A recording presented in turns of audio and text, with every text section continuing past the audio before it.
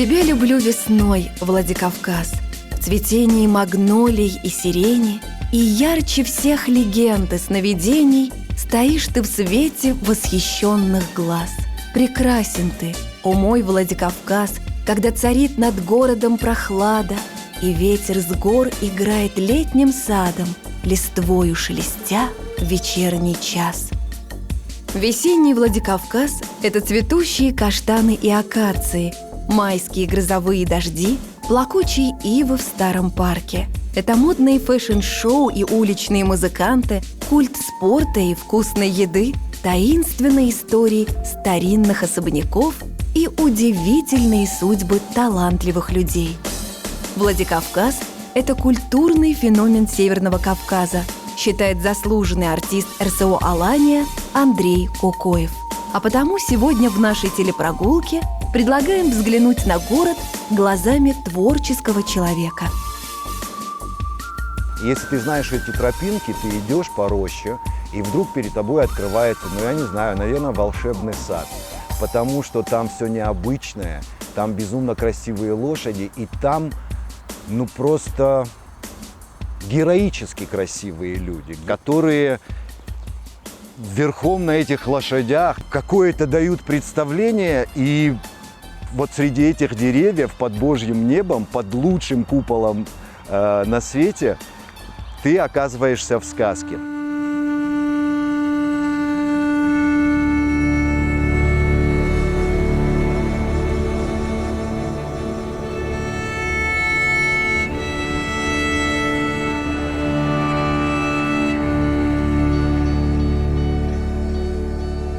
Здесь находится замечательный театр «Нарты».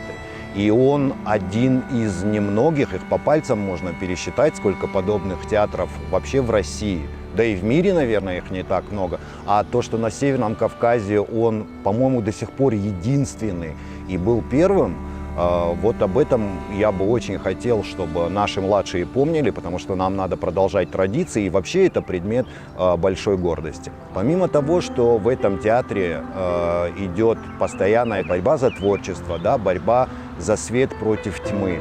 Там работают удивительные люди, я бы их даже назвал уникальные, потому что история нашего города, она же и с этим связана, что когда-то в конце 80-х инициативная группа во главе с Анатолием Гавриловичем Дзиваем, вот они этот театр открыли. И прекрасные актеры были рядом с ним, и им приходилось очень трудно. И были периоды очень-очень непростые в истории этого театра. А первый состав этого театра, они были до того хороши собой, что глазам больно было смотреть. И мужчины, и женщины. Я бы, наверное, сказал им всем большое спасибо. Поскольку меня дружба с конкретным человеком связывает, который отдал этому театру, наверное, большую часть своей творческой жизни, я говорю о Викторе Засееве, о нашем известном актере и каскадере, который, к сожалению, царство им небесное, с группой Бодрова, они навсегда от нас ушли во время колки. И Виктор Махарбекович, он был преподавателем на нашем факультете искусств, он преподавал фехтование и сценическую пластику многим поколениям сейчас уже известных актеров, и многие его ученики продолжили его дело, и человек он был просто необыкновенный. Вы знаете, недавно у него 3 сына, все 3, они тоже, ищут себя на поприще культуры. Я бы сказал, нашли себя на поприще культуры. Они все 3 занимаются искусством. И я не буду говорить кто, но один из Виктора сыновей сказал: а почему вы все о папе так вспоминаете? Когда Виктора не стало, они были еще довольно маленькие мальчики. Почему вы все о нем так тепло вспоминаете? В чем была его необычность?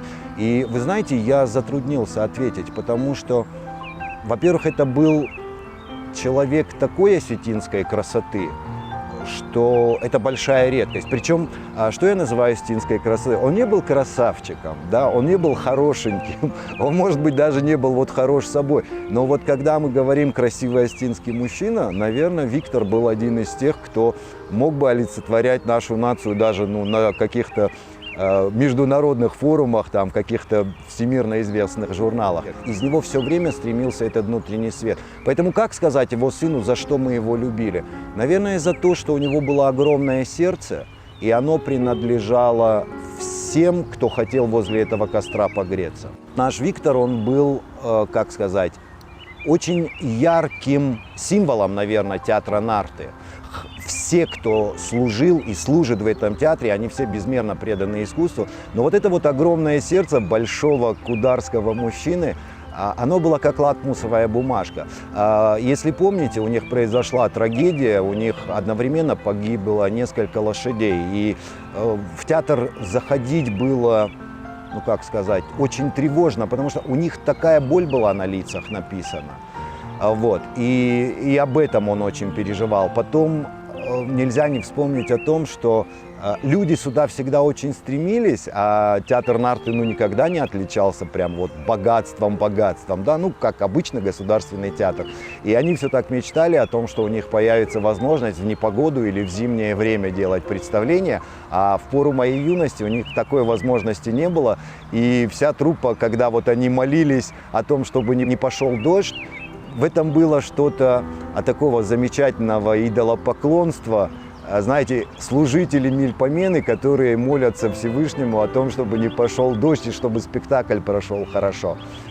И, наверное, кому-то может показаться странным, что вот эти актеры провинциального театра, они смотрели в будущее с уверенностью. Эти люди свято делали свое дело, каждый на своем месте, честно, и смогли донести вот эту искорку святого служения до сегодняшней молодежи. И посмотрите, какая у нас сегодня молодежь прекрасная. У Виктора была такая замечательная мечта. Он хотел пластиографическую школу создать именно вот на северостинской базе, потому что он считал, что вот именно наши ребята и девочки для этого просто великолепными данными обладают. И вот он видел в перспективе, что когда-нибудь каскадерская школа из Северной Осетии будет греметь на весь мир. Так что этот вызов брошен, и я обращаюсь к нашим юным зрителям. Может быть, кто-нибудь подхватит эту идею. Я в тот период еще и имел очень близкое, непосредственное отношение к нашей команде КВН «Владикавказские спасатели». В электроне и в нартах собирались люди, которые работали на будущее, и никто им не обещал никаких перспектив. Там речь шла о молодежи, я имею в виду в КВНе. И вот говоря об именах, нельзя нашего Карена Зацеева не вспомнить. Он и был тем, я не знаю, спусковым крючком, ударником этого движения. В общем, вокруг Карена объединились люди, и в 90-е страна жила переживаниями, а вот такие замечательные люди, они смогли в Осетии, как старшие говорят, возродить КВН и дать ему новую жизнь, потому что именно в этот период наша команда КВН попала, в телевизор, первый канал, и, в общем, попала в команду Маслякова. Когда-то этот факел загорелся, и этот огонь передается из рук в руки. И будет обязательно этот костер гореть ярким светом. И я уверен, что когда-нибудь о театре Нарты, о том, как он открылся, о тех замечательных людях, которые стояли у истоков, и о тех, кто продолжил это дело, и о кинематографе осетинском, да, мир будет говорить. Каждый город имеет свой запах, энергетику, возраст, лицо. Геленджик, Петропавловск, Анапа – много-мало бывает жильцов. Беспечальный, наполненный грустью ритм, характер, устои, напор. Всякий дом, переулочек, кустик обитателям дорог, родной. Я бывал во многих городах России, они все замечательные, чудесные, живут там прекрасные люди. Но для нас наш Владик, он особенный почему? Вот просто если посмотреть вокруг, посмотреть на лица людей, ты для них свой. Неважно, какого ты благосостояния, какой у тебя цвет кожи, разрез глаз, вероисповедание, моральные, социальные или политические убеждения. тебе здесь место, здесь тебе рады. И вот этим наш город и уютен. Не только красотой своей улиц, не только нашими традициями и обычаями, хотя они прекрасны, а вот тем, что люди друг к другу относятся очень просто. Если ты со мной в одном городе, то ты мне не чужой.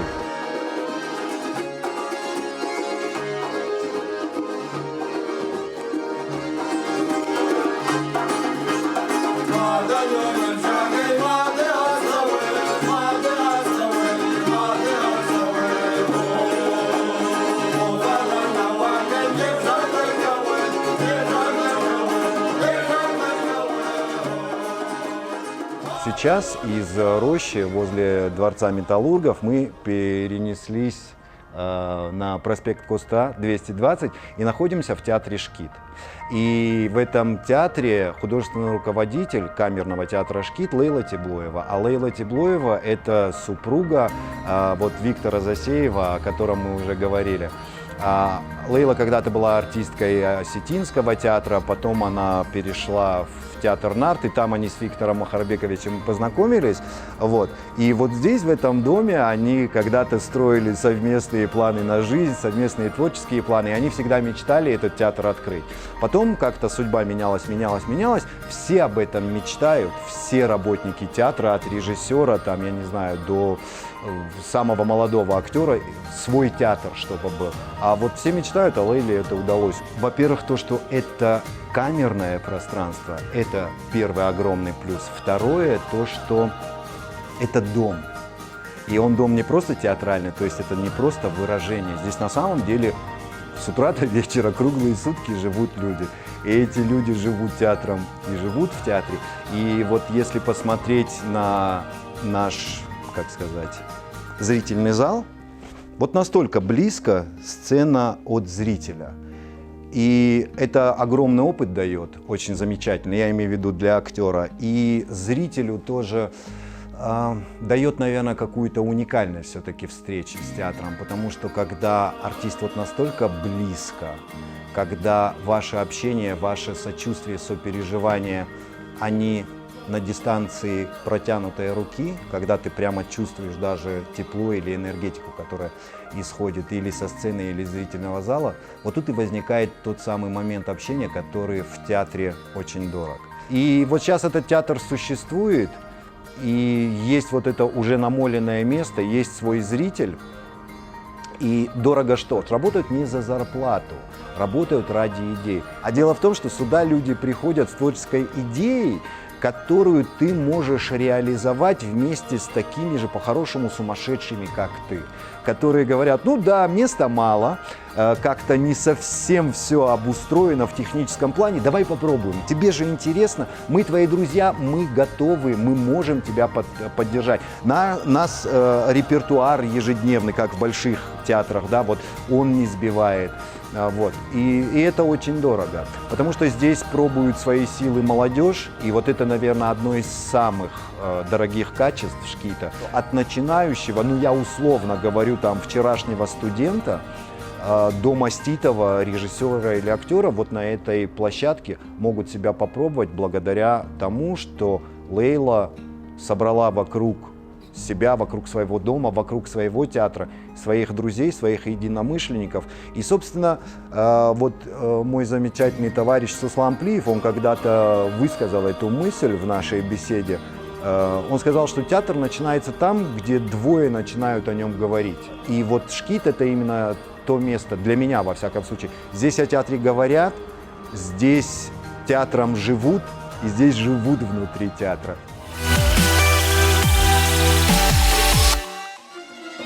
Духом силен и обличием молод, в 3-е столетие вошел без седин. Владикавказ – удивительный город, много других, а такой он один. Горные цепи раздвинут ступени, Пушкинский сквер удивит тишиной. Слово «Коста» прозвучит откровением, Терек промчит непокорной волной. Старый проспект здесь всему запевала, он колыбель и начало начал. Сколько чудесных людей здесь бывало, сколько гостей он радушно встречал. Театральная площадь, площадь Остинского театра. Одно из главных мест. Почему? Как еще лучше узнать народ, как не соприкоснувшись с его творчеством, с его исконным творчеством, с тем, что идет из недр этого народа. И в Остинском театре, невзирая на многообразие танцевальных, музыкальных, творческих коллективов, это все вкупе, это все вместе, все это есть в Остинском театре.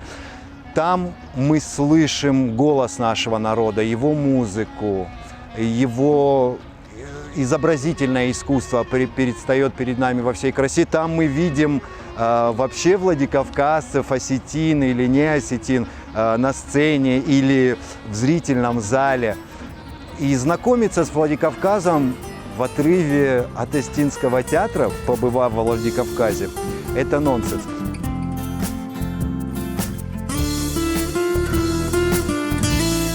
Мой город солнечный, хоть мал он, но велик, ему понятен всякий сущий в нем язык.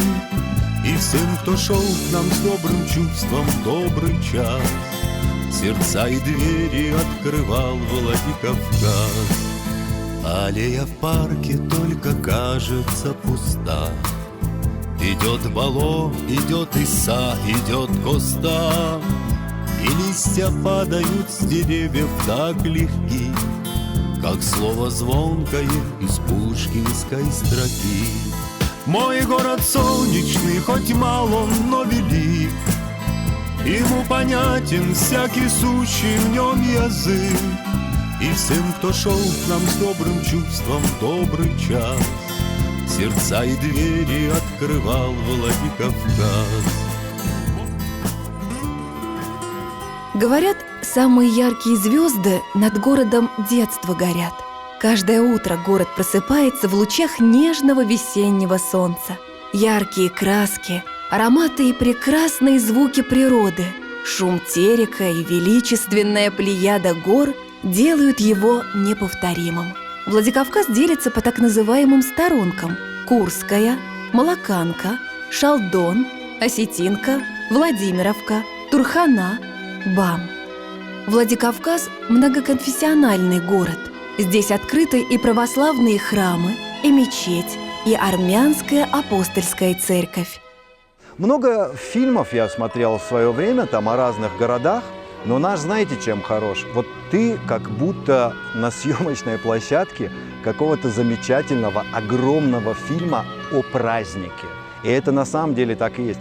Я читал отзыв кого-то из наших гостей, причем это было чуть ли не в 70-е годы, еще книжку я читал. И, значит, автор пишет: какие удивительные люди живут в этом городе, они все себя ведут как кинозвезды. И это в 70-е годы, тогда быть кинозвездой это было что-то вау, что-то потрясающее. Если вот так вот посмотреть вокруг, вот Владикавказ очень разный и очень красивый. И красивым его делают люди. Вот проспект Мира. Само по себе красивое место, место историческое. И рассказывают старики, я не знаю, насколько это правда, что когда-то здесь было так. Вот на скамейке там, допустим, казаки сидят, поют. Чуть дальше осетины кашту устроили. Дальше вот идешь, армянские песни звучат. Потом, я не знаю, там дагестанские зурначи играют. Что нас объединяет? А нас объединяет наш любимый город. Я, например, очень горжусь, скажем, нашими русскими ребятами, которые во Владикавказе живут или тем более родились и выросли. Некоторые из них по-остински говорят лучше, чем я. Большинство из них наши традиции, адаты и обычаи знают так, что они преподавать это могут просто. И по поведению они настолько русские кавказцы, что я ими просто горжусь. Знаете, из разных пазлов собранное что-то, и пазлы-то все разные, но когда они собираются все вместе, очень красивая картинка получается. А для меня эта картинка не просто красивая, она еще и смыслом наполнена, потому что красивым место делают люди. И разные люди во Владикавказе, и они очень красивые.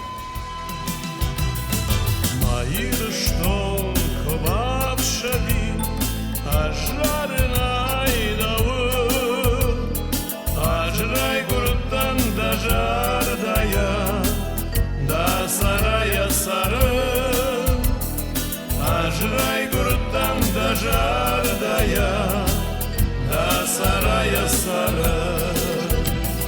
Майрыштон да лагата, на бабыштон шатын, на бабыштон шатын.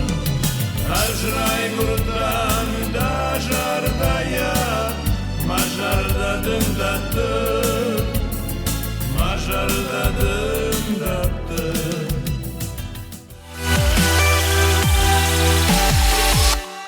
Для меня очень яркий представитель нашего города – это человек, ну вот смотрите, я начну с того, что это человек с Турханы. Это же тоже очень важно, на какой сторонке ты живешь во Владикавказе, потому что сторонка определяет очень многое, от круга знакомств вплоть до манеры поведения. Так вот, этот человек с Турханы – это Ахшар Цгоев, что Батырбек Цгоев, наш замечательный артист и кинорежиссер, это его папа. И Ахшар с детства рос в творческой атмосфере, он был обречен стать творческим человеком, и он им стал. Вот. И я уже говорил сегодня о команде КВН «Владикавказские спасатели». И вот если Карен Зацеев, он был, как сказать, вдохновителем, сердцем, мозгом этой команды, вот Ахшар был ее душой.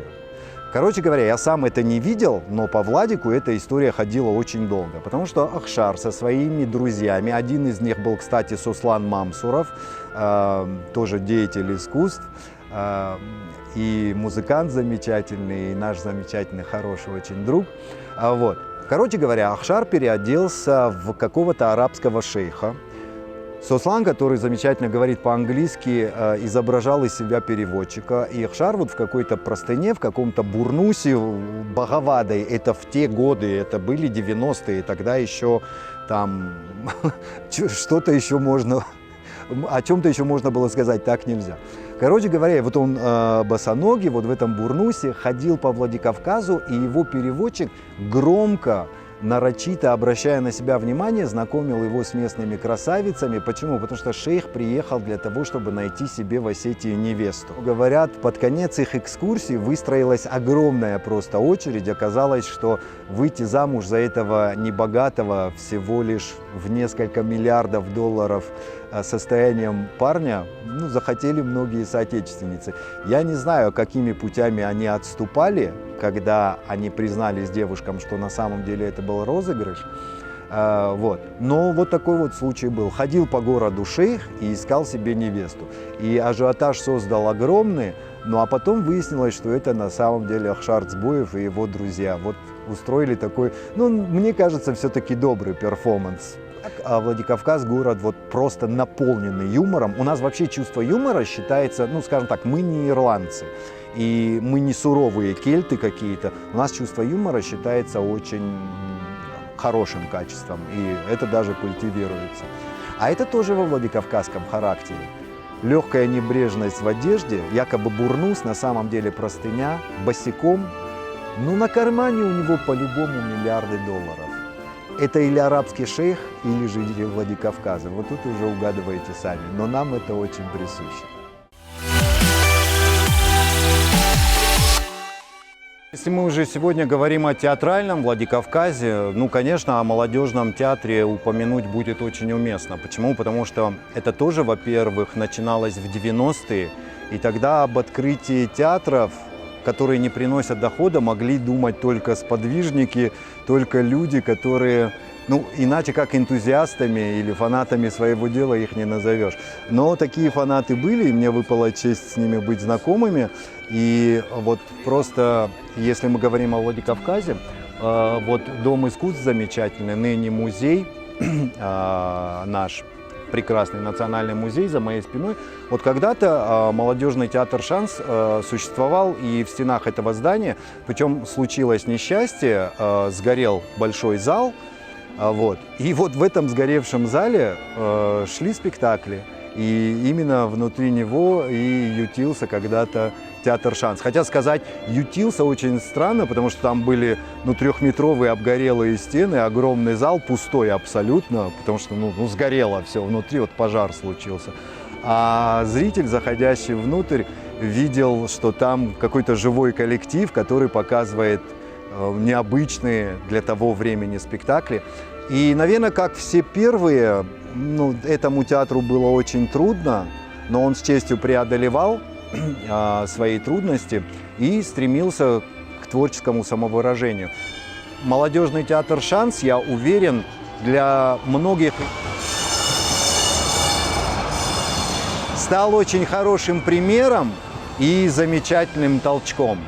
Благодаря, в том числе и театральным коллективам, Владикавказ выстоял, и он не стал бандитским городом, он не стал вот каким-то городом на окраине, о котором туристу могут сказать, лучше туда не ездить. А он стал тем прекрасным Владикавказом, каким и был до этих трудных времен 90-х, и таким же, каким он является сейчас. Я о чем?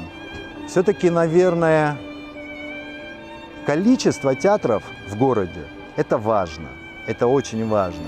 А вот когда их количество переходит в качество, это еще важнее, это прекрасно.